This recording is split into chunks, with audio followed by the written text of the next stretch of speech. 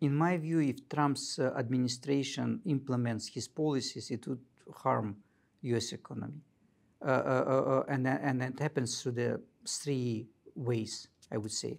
The first one is the high inflation. The second one, he undermines the international trade, again, causing higher prices, both for the businesses and consumers. And then finally, it will be labor shortage in this country. It's already, I mean, the COVID showed how at least in the area of the lower skilled sectors, they need the labor.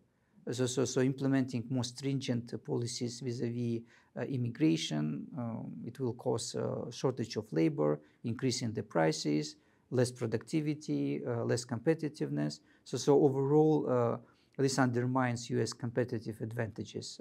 So in the short run, it could be positive for some industries, but overall, the economy going to lose.